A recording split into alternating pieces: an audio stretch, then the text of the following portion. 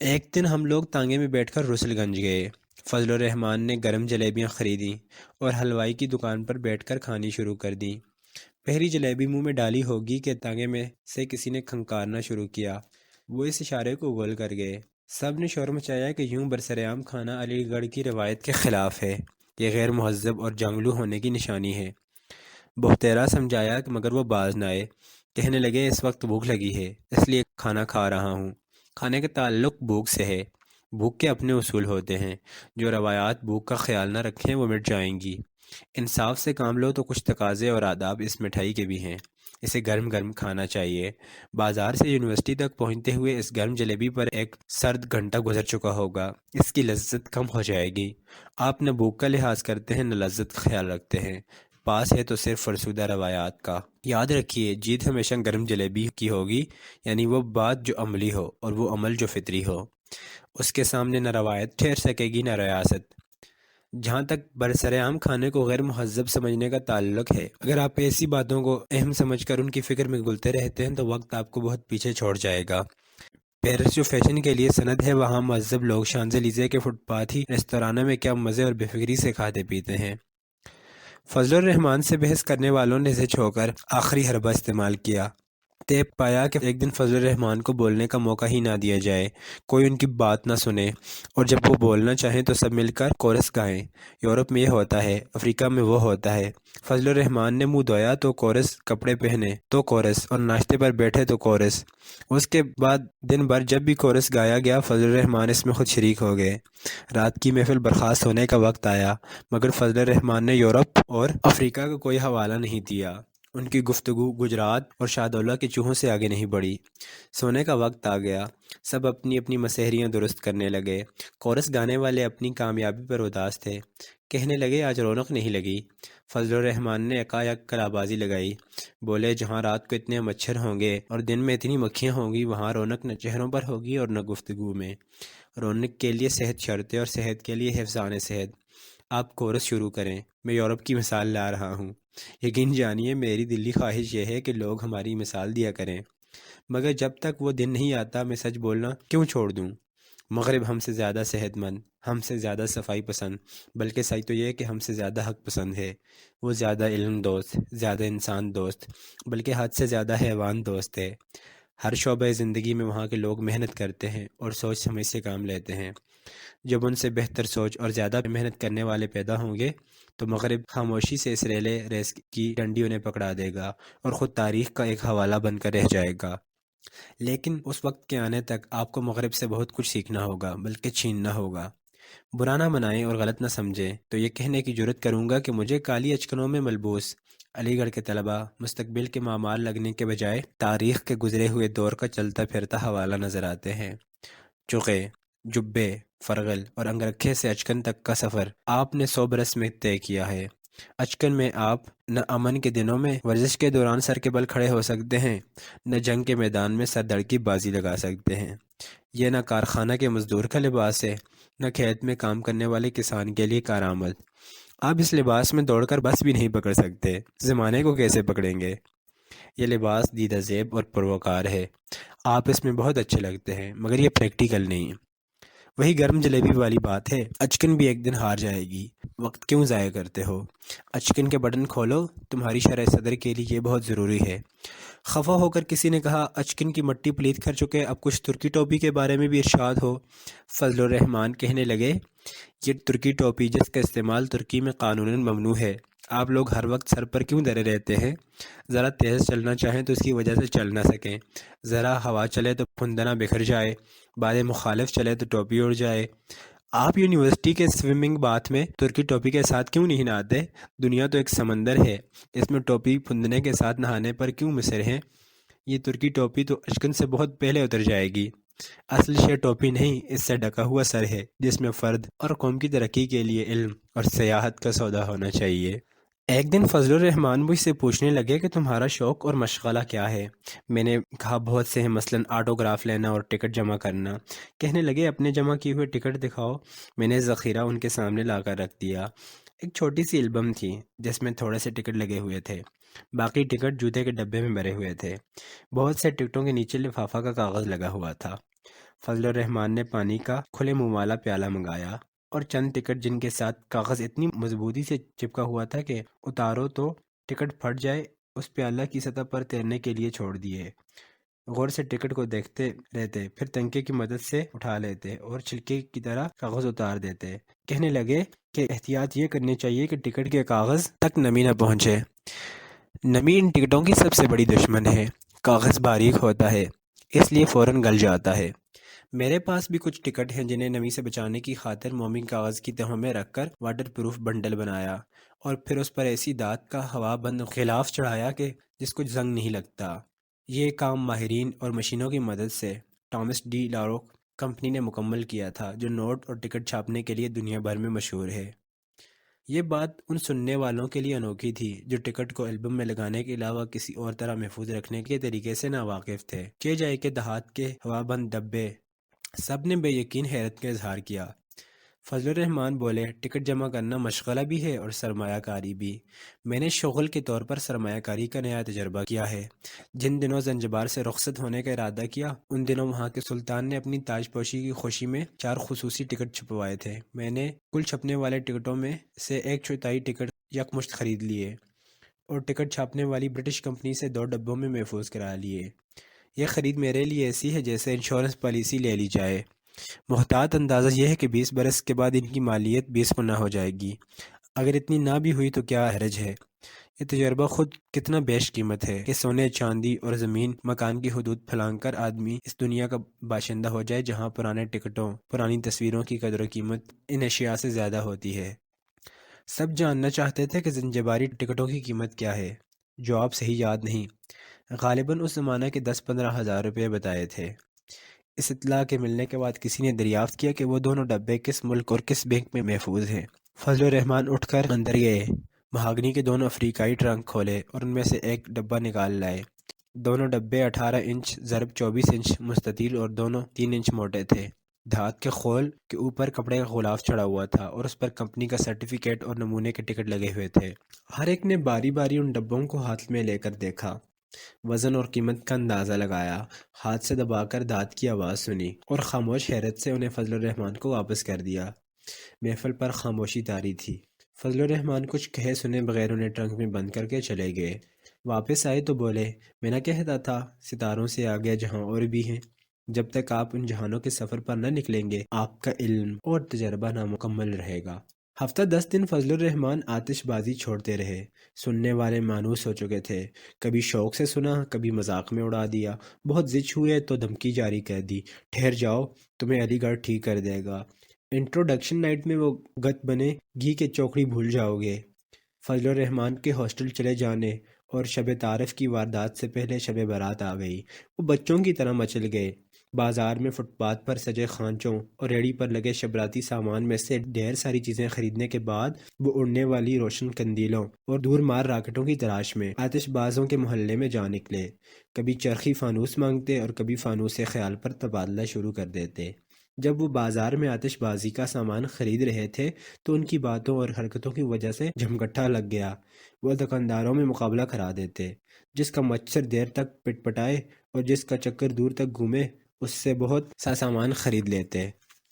کہتے تھے اس طرح مصنوعات کا معیار بلند ہوتا ہے۔ سامان کا ٹوکرا تانگے کے پچھلے پائیدان پر رکھا تو پیر رکھنے کی جگہ نہ بچی۔ شب برات آئی تو کوئی بوڑھا نہ بچا جس نے عمر رفتہ کو آواز نہ دی ہو۔ پٹاخے اور کہے، پھلجھڑیاں اور لطیفے، انار اور شوخیاں۔ جب آخری قندیل ہوا میں بلند ہوئی تو آتش بازی کا سامان ختم ہو گیا۔ سب خوشی سے نڈھال تھے۔ رات بھی تقریباً ختم ہو چکی تھی۔ صبح دم دیکھا تو پنڈت رینا کے بال ذرا سے جھلسے ہوئے تھے اور بستر کی چادر میں مچھر بھر سراخ ہو گیا تھا۔ مسلم یونیورسٹی کی 2 روایات بڑی ہنگامہ پرور اور جو ان کا نشانہ بنے اس کے لیے بڑی کٹھن ہوتی تھیں۔ ایک نئے طلباء کی انٹروڈکشن نائٹ اور دوسری الیکشن ہارنے والے کا جنازہ۔ پہلی تقریب میں خامیوں پر اور دوسری میں ناکامیوں پر ہنسنا سکھایا جاتا۔ شب تعارف نئے اور ناواقف لڑکوں کی شامت آ جاتی۔ جو بخلا جاتا وہ مارا جاتا۔ اس ہنگامہ کا مقصد یہ ہوتا کہ خود رو پودوں کی تراش خراش کر کے انہیں باغ کی زینت بنا لیں۔ فضل الرحمان کو سمجھایا گیا کہ تمہاری عمر کا مذاق اڑایا جائے گا، سینگ کٹا کر بچڑوں میں شامل ہونے کا طعنہ دیا جائے گا، اور پھر علاقے کی نسبت سے تمہیں پنجابی ڈگے کا خطاب ملے گا۔ تمہاری شان میں فی البدی مزاحیہ سجا کہا جائے گا، ممکن ہے ربائی یا قطع بھی ہو جائے۔ نہ بپتی کا برا ماننا، نہ ریختی کا۔ تم سے فرمائشیں بھی کی جائیں گی، اگر بے سرے ہو تو بار بار گانا سنانا ہوگا، سر کے پیچھے سے ہاتھ گھما کر ناک پکڑنی ہوگی اور اپنے خلاف تقریر کرنی ہوگی۔ بس مسکراتے رہنا اور بحث میں نہ الجھنا۔ فضل الرحمن کی شب تعارف آئی، دیکھنے ہم بھی گئے تھے پر تماشا نہ ہوا۔ آدھی رات لڑکوں نے ڈھول اور دروازہ پیٹا، اندر سے مندی آنکھوں اور شب خوابی کے لباس میں ہڑبڑا کر اٹھنے والے لڑکے کی جگہ فضل الرحمن برآمد ہوئے۔ استری کیے ہوئے کپڑے، تازہ شیو کیا ہوا دمکتا کشمیری چہرہ، ہاتھ میں ایک کتاب۔ السلام علیکم، آپ لوگوں نے آنے میں بہت دیر کی، میں تو کب سے آپ کی راہ دیکھ رہا تھا۔ آپ سے کہیں زیادہ جلدی مجھے ہے، چاہتا ہوں کہ یہ رسم تعارف ختم ہو اور میں فوراً اپنی تعلیم کی طرف توجہ کروں۔ آپ دیکھ رہے ہوں گے کہ میں نے تعلیم مکمل کرنے میں کتنی دیر لگا دی ہے، اب ذرا سا وقت بھی ضائع ہو تو گراں گزرتا ہے۔ لیجئے، اس اسٹول پر کھڑا ہو جاتا ہوں، یہ مسخروں کی ٹوپی اور گھنٹی مجھے دے دیجئے۔ میں خوشی خوشی ٹوپی پہن لیتا ہوں اور اپنے سر پر ہاتھ سے گھنٹی بجا دیتا ہوں۔ پچھلے سال کرسمس کی طرح کی رنگ برنگ ٹوپیاں دیکھی تھیں، ہر شخص کی مسخرہ ٹوپی دوسرے سے مختلف تھی۔ یہ آپ اتنے بہت سے لڑکوں کے لیے صرف ایک ٹوپی لیے پھر رہے ہیں، خوش مزاقی اور جدت میں سے کسی سے پیچھے رہ جانے کا کیا جواز ہے؟ اور یہ بات بھی بے جواز نظر آتی ہے کہ آپ ترکی ٹوپی کی درگت بنا کر اسے مسخروں کی ٹوپی بنا دیں۔ جب تک یہ آپ کا سمبل ہے، اس کی حفاظت اور عزت آپ پر لازم ہے۔ ہنسی مذاق کے لیے فیلٹ ہیڈ سے کام لیں، اس طرح انگریز کا رعب کم ہوگا اور آزادی کی تاریخ نزدیک تر آ جائے گی۔ اچھا، آپ شیرینی کے لیے چندہ مانگتے ہیں، دوسروں سے 8 آنے اور مجھے عمر میں بڑا ہونے کا جرمانہ 1 روپیہ؟ جناب، میں نے طے کیا ہے کہ آپ میری جو قیمت لگائیں گے میں اس ارزاں قیمت پر فروخت ہونے سے انکار کرتے ہوئے اس سے دگنی رقم پیش کروں گا۔ یہ لیجئے 2 روپیہ۔ نام رکھنا چاہتے ہیں بڑے شوق سے رکھیں، صرف یہ یاد رہے کہ زندہ قومیں اپنی سرحدوں کے ساتھ اپنے مذاق کی حفاظت بھی کرتی ہیں۔ میں نے آپ کے اتنے نعرے اور شعر سنے ہیں، اگر جان کے مان پاؤں تو ایک مشورہ پیش کروں۔ یہ آپ کی رسم تعارف مجھے ایک سفر کی مانند لگ رہی ہے۔ آپ ایک کمرے سے دوسرے کمرے اور ایک ہاسٹل سے دوسرے ہاسٹل تک سفر کر رہے ہیں، آپ کی مسافت بہت کم ہے۔ سفر کے فاصلہ کا دار و مدار مسافر کے حوصلے پر ہوتا ہے۔ ہمت کیجیے اور کمروں کے بجائے ملکوں کے سفر پر روانہ ہو جائیے۔ نئے لڑکوں کے بجائے نئی قدروں سے تعارف حاصل کیجیے۔ جس مسافر کے سفر کا ہر لمحہ ایک نئی رسم تعارف کی طرح ہو، اس کے لیے سفر ہمیشہ وسیلہ ظفر ہوتا ہے۔ بات یہاں تک پہنچی تھی کہ ایک لڑکے نے بے اختیار نعرہ لگایا، افلاطون کا بیٹا۔ ہجوم نے جواب دیا، ہائے ہائے۔ دوسرا لڑکا بولا، کشمیری سیب۔ باقی بولے، 2 روپیہ سیر۔ اس کے بعد ہجوم شور مچاتا، گھنٹی بجاتا آگے بڑھ گیا۔ سالوں میں تعلیمی سال سب سے کم عمر ہوتا ہے۔ اول تو یہ قمری سال سے پہلے بھی 2.5 مہینے چھوٹا ہوتا ہے، پھر ہفتہ وار اور تہوار کی چھٹیاں، بڑے دنوں اور چھوٹی خوشیوں کی چھٹیاں، داخلہ اور امتحان کی مدت نکال دیں تو یہ سال سکڑ کر 4-5 مہینے کا رہ جاتا ہے، اور کسی سال اس میں سے بھی کچھ وقت ہڑتال یا تالہ بندی کی نظر ہو جاتا ہے۔ دیکھتے ہی دیکھتے 1938-39 کے تعلیمی سال کی آخری گھنٹی بج گئی، امتحانات شروع ہو گئے۔ سال اول کا امتحان داخلی ہوتا ہے اور آخری پرچہ پر ختم ہونے سے پہلے دوسرے پرچوں کے نمبر ملنے شروع ہو جاتے ہیں۔ امتحان کو ہفتہ بھر نہیں گزرتا کہ نتیجہ مکمل ہو جاتا ہے۔ نتیجہ نکلا تو فضل الرحمن ہمارے گھر آئے، بہت فکر مند تھے۔ پوچھا، پرچے کیسے ہوئے؟ کہنے لگے، نتیجہ نکل آیا ہے اور ایک سوچ میں پڑ گیا ہوں۔ سننے والوں نے کہا، فکر کی کوئی بات نہیں، اتنے برس پڑھنا لکھنا چھوڑا ہوا تھا، ایک برس اور سہی، جہاں اتنی ہمت کی ہے تھوڑی سی اور سہی۔ فضل الرحمن بولے، میں جماعت میں اول آ گیا ہوں، میری ذمہ داریوں میں اضافہ ہو گیا ہے، سوچتا ہوں تھوڑی سی ہمت اور کروں اور تعلیم کو جاری رکھنے کے لیے انگلستان کیوں نہ چلا جاؤں۔ فضل الرحمن نے پھر ایک بار لوگوں کو حیرت میں ڈال دیا۔ لوگوں نے اندیشہ ہائے دور و دراز کی فہرست بنائی، یہاں کے سال اول کے بعد وہاں یونیورسٹی میں نہیں بلکہ اسکولوں میں داخلہ ملے گا۔ داخلہ اتنا آسان نہیں ہوتا، بلکہ نام سال 2 سال انتظاری فہرست پر چڑھا رہتا ہے۔ وہاں تعلیم اور رہائش بہت گراں ہے۔ گھر والوں سے مشورہ کیا ہے یا پھر گھر سے بھاگنے کا ارادہ ہے؟ فضل الرحمن دھن کے پکے تھے، ہمیشہ انوکھی سوچتی اور اسے پورا کرتے۔ ایک دن وہ انگلستان روانہ ہو گئے، جاتے ہوئے گینڈے کی چھڑی ابا جان کو دے گئے، اور بجو کے بالوں والا شیو کا برش شیخ سرشار کے حصے میں آیا۔ دونوں افریقائی مہاگنی کے منقش صندوق ہمارے گھر امانت رکھ گئے، ان میں زنجباری ٹکٹوں کے پیکٹ بھی بند تھے۔ ٹکٹوں کی وجہ سے ان صندوقوں کی بڑی حفاظت کرنا پڑتی، حالانکہ وہ چوری کے لیے کسی کام کے نہ تھے۔ گرمیوں کی چھٹیوں میں یونیورسٹی سونی ہو جاتی اور چوری چکاری کی واردات میں اضافہ ہو جاتا۔ ان دنوں ہمارا گھر ان صندوقوں کے لیے بڑا غیر محفوظ تھا۔ گھر والے بار امانت کے نیچے دبے جا رہے تھے۔ راتوں کو اٹھ اٹھ کر کمروں کے تالے دیکھے جاتے۔ گھر والے کہتے جوں توں کر کے سال 2 سال گزار لیں گے، اور جو ہی فضل الرحمن پہلی بار چھٹیوں میں یورپ سے واپس آئے تو ان کی امانت لوٹا دیں گے کہ ساتھ لے جائیں یا کہیں اور رکھ جائیں۔ غیب کی خبر کسے ہوتی ہے، سب اندازے لگاتے ہیں، اور یہ سال 2 سال کا اندازہ بالکل غلط نکلا۔ فضل الرحمن انگلستان جا پہنچے۔ آکسفورڈ سے پہلا خط آیا۔ اپنی ابتدائی تعلیم کا منصوبہ درج تھا۔ دوسرا خط ملنے سے پہلے دوسری جنگ عظیم شروع ہو گئی۔ رابطہ کم ہوتا چلا گیا اور پھر بالکل ٹوٹ گیا۔ ایک مدت گزر گئی اور یہ بھی نہ پتہ چلا کہ کہاں اور کس حال میں ہیں، اور ہیں بھی کہ نہیں۔ سارجنٹ کی وردی میں ان کی خوبصورت تصویر ہمارے یہاں رکھی ہوئی تھی۔ اکثر خیال آیا کہ وردی کی کشش اور مہم جوئی کا نشہ ان کو فوج میں لے گیا ہوگا۔ اس صورت میں 3 امکانات تھے۔ پہلا یہ کہ محاذ پر ہوں، دوسرا یہ کہ جنگی قیدی بن گئے ہوں، تیسری صورت میں کبھی گفتگو نہیں ہوئی۔ کبھی خیال آتا کہ وہ جنگ کی وجہ سے انگلستان میں تعلیم سے مایوس ہو کر واپس وطن آنے کی سوچ رہے ہوں گے۔ اگر وہ بحری جہاز پر سوار ہو گئے اور اسے راستے میں جرمن آبدوز مل گئی تو کیا ہوگا؟ ممکن ہے فضل الرحمن نے حالات سے مجبور ہو کر سول ملازمت اور سول میرج کر لی ہو۔ یہ سب محض امکانات تھے، لہٰذا اختلافات کا باعث۔ البتہ اس بات پر سب کا اتفاق تھا کہ اس کشت خون میں تعلیم کا جاری رکھنا ناممکن ہوگا، کیونکہ ان کی تعلیم کا پہلا حصہ محض GCE کے معیار کا تھا اور جنگ کا پہلا حصہ قیامت کے معیار پر پورا اترتا تھا۔ جنگ کے زور شور اور فضل الرحمن کی طویل خاموشی کی وجہ سے وہ دونوں چوبی منقش صندوق اور ان میں رکھے ہوئے زنجباری ٹکٹ ہر روز ایک سوال بن کر سامنے آ جاتے۔ اس سوال کا ہمارے پاس کوئی جواب نہ تھا۔ بات فضل الرحمن کی شگفتہ یادوں پر ختم ہو جاتی۔ بالآخر ایک دن فضل الرحمن کا خط آ گیا۔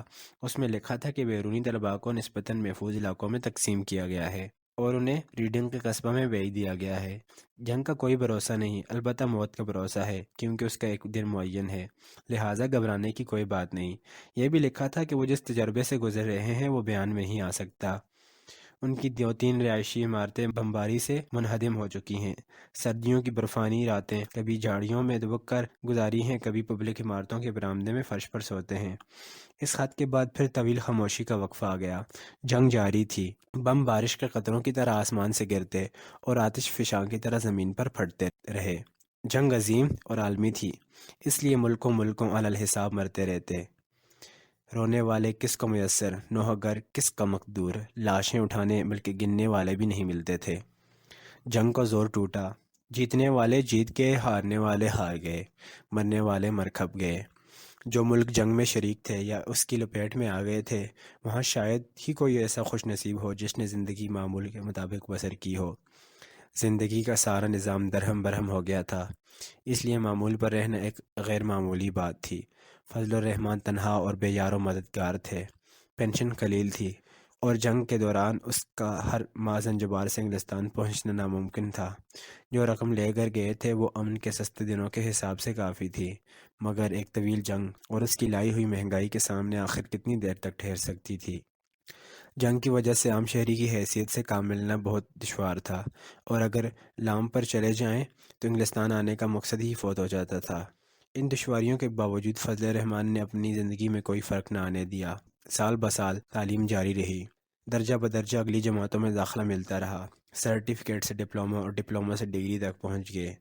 جن دنوں جاپانیوں نے ہتھیار ڈالے اور جنگ دونوں محاذوں پر اپنے انجام کو پہنچی، فضل الرحمن ان دنوں ریڈنگ یونیورسٹی میں فلسفہ کے مضمون میں PhD کر رہے تھے۔ یہ خبر علی گڑھ پہنچی۔ وہاں فضل الرحمن کو جاننے والے صرف 5-6 اشخاص رہ گئے تھے۔ ہر ایک نے آفرین بھیجی، سب متفق کہ وہ اپنی ذات میں فضل الرحمن کی طرح زندگی بسر کرنے کی جرأت نہیں پاتے۔ ایسی زندگی تو صرف وہ لوگ بسر کر سکتے ہیں جو اسے بار بار داؤ پر لگانے کے لیے تیار ہوں، خواہ ہر بار عمر بھر کی کمائی ضائع ہونے کا اندیشہ یا جان جانے کا خطرہ ہو۔ یہ بات عام آدمی کے بس کی نہیں۔ فضل الرحمن کے صندوق اور ان کے ٹکٹ کب سے ان کی راہ دیکھ رہے تھے۔ 2 سال کے لیے امانت رکھ گئے تھے اور اب 8واں سال شروع ہو چکا تھا۔ آزادی کا دن نزدیک آ چکا تھا، مگر ہندو مسلم فسادات کی شدت کی وجہ سے اب وہ بہت دور لگتا۔ بدامنی کے دن تھے، سامان سے بھرا گھر کاٹنے کو دوڑتا، اس لیے ہر ایک اپنا بوجھ ہلکا کرنے میں لگا ہوا تھا۔ ہم سب فضل الرحمن کی واپسی کے لیے چشم براہ تھے۔ بالآخر ایک دن ان کا تار ملا، وہ بمبئی پہنچ چکے تھے۔ 2-4 دن بعد خط ملا کہ وہ دہلی سے گاڑی بدل کر سیدھے لاہور جا رہے ہیں۔ میں اور شیخ امتیاز ان سے ملنے کے لیے دہلی گئے۔ اسٹیشن پر گاڑی کے انتظار میں ہم نے کئی بار فضل الرحمان کے بے محابہ کہے، چہار درویشی قصے، سندبادی سفر اور بے تکان باتوں کو یاد کیا۔ فضل الرحمان کی بلند اور باریک آواز انجن کی سیٹی کی طرح ہمارے کانوں میں گونج رہی تھی۔ گاڑی اسٹیشن میں داخل ہو چکی تھی۔ اس وقت یہ خیال آیا کہ فضل الرحمان مجھے کتنا بدلا ہوا پائیں گے۔ جب وہ علی گڑھ میں داخلہ لینے آئے تو میں چھٹی جماعت میں تھا، اب میں ایم اے کا طالب علم ہوں۔ گاڑی رکی، بھیڑ چھٹی، گلے ملے اور دیر تک دونوں طرف خوشی کا اظہار خاموشی سے ہوتا رہا۔ پھر ڈاکٹر فضل الرحمان نے اپنا مختصر سامان خود اٹھایا اور مسافر خانہ کی طرف چل دیے۔ وہی روشن آنکھیں، وہی مسکراتا چہرہ، وہی گورے رنگ پر سرخی کی کشمیری لکیر۔ اس کے علاوہ سب کچھ بدل چکا تھا، نہ شوخی نہ تراری، نہ قصے نہ کہے، نہ شور و غل نہ بحث مباحثہ، بس مختصر جملے اور نرم مسکراہٹ۔ فردن فردن ہر ایک کی خیریت بظاہر اسی لا تعلقی سے دریافت کی جیسے کسی ناخواندہ کا خط لکھنے والا منشی سب کی خیریت نیک مطلوب چاہتا ہے۔ شیخ امتیاز سے نہ رہا گیا، بے اختیار ہو کر بولے، فضل الرحمان تم کو کیا ہو گیا ہے؟ تھکے ہوئے ہو یا بدل گئے ہو؟ چھوڑو اس رسمی انداز کو اور اپنے اصلی رنگ میں آ جاؤ۔ ڈاکٹر فضل الرحمان کہنے لگے، یہ جو آپ دیکھ رہے ہیں یہی میرا اصلی رنگ ہے۔ خوش نما اور دل فریب رنگ سب نظر کا دھوکہ ہے، رنگینیاں سب جعلی اور نقلی ہوتی ہیں۔ رنگ صرف دو ہیں، ایک سفید اور دوسرا سیاہ، ایک آسانی سے اترتا نہیں اور دوسرا آسانی سے چڑھتا نہیں۔ آپ مجھ سے مل کر مایوس تو نہیں ہوئے؟ میں وہی فضل الرحمان ہوں، صرف رنگ کی تمیز لے کر واپس آیا ہوں۔ اگر جنگ نہ ہوتی تو ممکن ہے یہ فرق میری سمجھ میں نہ آتا۔ میں نے تاریخ کی سب سے بڑی جنگ کو کئی برس بہت قریب سے دیکھا ہے۔ جتنی سیاہی جنگ کے بادلوں میں ہوتی ہے آپ اس کا اندازہ بھی نہیں لگا سکتے۔ جنگ کے اندھیرے گپ اندھیرے ہوتے ہیں، لیکن جتنی تیز اور خیرہ کرنے والی سفید روشنی سخت آزمائش کے دنوں میں زندہ قوموں اور باکردار افراد کے طرز عمل سے پیدا ہوتی ہے، آپ اس کی طرف آنکھ بھر کر بھی نہیں دیکھ سکے۔ روشنی جب اتنی روشن ہو جائے کہ آپ اسے دیکھ بھی نہ سکیں تو اسے نور کہتے ہیں۔ کچھ دیر خاموش رہے اور پھر بولے، کہیں آپ مجھ سے مل کر صرف اس لیے مایوس تو نہیں ہوئے کہ میں اب کہکشاں کے رنگین جھولے پر جھولنے کو زندگی کا مقصد سمجھنے کے بجائے اس کا ضیاع سمجھتا ہوں؟ بے مقصد زندگی ناشکری ہے، زندگی کا ضیاع گناہ ہے، میں گناہ سے بچنا چاہتا ہوں۔ ہم تینوں نے اسٹیشن پر اس کمرے میں کھانا کھایا جس کے باہر مسلم شرفاء کی طعام گاہ کا بورڈ لگا ہوا تھا۔ کھانے کے دوران باتیں جنگ کے بارے میں ہوتی رہیں اور ڈاکٹر فضل الرحمان آہستہ آہستہ کھلتے چلے گئے۔ ہم چاہتے تھے کہ وہ آپ بیتی اور آنکھوں دیکھا حال سنائے، مگر وہ تجربات کا ذکر کرنے کے بجائے ان کے تجزیے میں مصروف رہے۔ ہم ان سے داستان گوئی اور قصہ خوانی کے خواہاں تھے، مگر وہ تاریخ اور فلسفہ کی دنیا سے باہر نکلنے کے لیے تیار نہ تھے۔ کہنے لگے، میں نے قوموں کو موت و حیات کی کشمکش میں مبتلا دیکھا ہے، مرگ انبوہ اور مرگ مفاجات کا منظر دیکھا ہے، ضروریات زندگی کا دن بدن کم ہونا اور نیاب جرأت کا روز بروز فراواں ہونا دیکھا ہے۔ میں نے جو خوبیاں دوسری قوموں میں دیکھی ہیں وہ اپنی قوم میں دیکھنا چاہتا ہوں۔ میں اس بات سے واقف ہوں کہ خوبیاں راتوں رات پیدا نہیں ہوتی، بلکہ ان کے لیے کئی نسلوں تک مسلسل کام کرنا پڑتا ہے۔ میں نے اس بات پر بہت غور کیا ہے، مزید غور کی ضرورت محسوس کرتا ہوں۔ جتنا سوچتا ہوں ہنسی اتنی کم ہو جاتی ہے۔ کبھی کبھی یہ خیال آتا ہے کہ اونچا بولنا قوت کا اور بے مصرف بولنا مہلت کا غلط استعمال ہے۔ امید ہے آپ میری بات سمجھ رہے ہوں گے۔ اب تو ماشاءاللہ آپ بڑے ہو گئے ہیں مسعود میاں، وہ جو میں آپ کو علم اور سفر کے بارے میں کہتا تھا وہ نصیحت اب زیادہ اصرار کے ساتھ کرنا چاہتا ہوں۔ وہ دنیا جو میں نے تیسری دہائی میں پہلی بار دیکھی تھی وہ جنگ میں کھیت رہی۔ اب ایک نئی دنیا کی تعمیر کی امید ہے، اور پرانی دنیا کے کھنڈر ان کھنڈرات کی سیر کرو، اس کی تعمیر میں حصہ لو۔ یہ اتفاق تو خوش نصیب نسلوں کو میسر آتا ہے۔ اس روز ریلوے اسٹیشن پر ہماری راہیں جدا ہو گئیں۔ ڈاکٹر فضل الرحمان کی گاڑی ایک سمت روانہ ہو گئی اور ہم دوسری سمت جانے والی گاڑی میں سوار ہو گئے۔ اس کے بعد ان سے ملاقات بہت کم ہوئی، اور جب ہوئی تو سرسری اور تشنہ۔ انہوں نے کئی برس فلسفہ پڑھایا اور پھر دوسری بار قبل از وقت پینشن لے لی۔ کراچی سے گجرات واپس آ گئے، اسی شہدولہ کے محلہ میں جسے 40 برس پہلے ایک جزیرے کے سفر کے شوق میں چھوڑا تھا۔ واپس آ کر بے سفر اور بے سیاحت لوگوں سے یوں گھل مل گئے کہ انہوں نے ڈاکٹر فضل الرحمان کو محلہ مسجد کمیٹی کا صدر چن لیا۔ نائب صدر شہدولہ دروازے کے باہر اتاری کی دکان کرتے تھے اور جنرل سیکرٹری جوتوں کی دکاندار اندرون مسلم بازار واقع تھی۔ ڈاکٹر صاحب مسجد میں واعظ دینے لگے۔ ایک باہر ملے تو کہنے لگے میں قوم کے لیے ایک عام کام کرنا چاہتا ہوں، آج کل اس کی تیاری کر رہا ہوں۔ تفصیل پوچھی تو انتظار کرنے کے لیے کہا۔ سب انتظار کرتے رہ گئے اور سیلانی اپنے آخری سفر پر روانہ ہو گیا۔ اب کون اسے خبر کرے کہ جس چھوٹے سے بچے کے دل میں اس نے برسوں پہلے شوق کی آگ بھڑکائی تھی وہ خوش نصیب اور سفر نصیب نکلا۔ وہ آج بھی سفر میں ہے اور بہت خوش ہے۔ ایک صاحب اس سیر کی یاد آتی ہے تو مسافر یہ شعر پڑھتا اور سر دنتا ہے: صبا بلطف بگوں غزال ران آرا، کہ سر بکو ہو بیاباں تو دادا مارا۔ الحمدللہ، ختم شد۔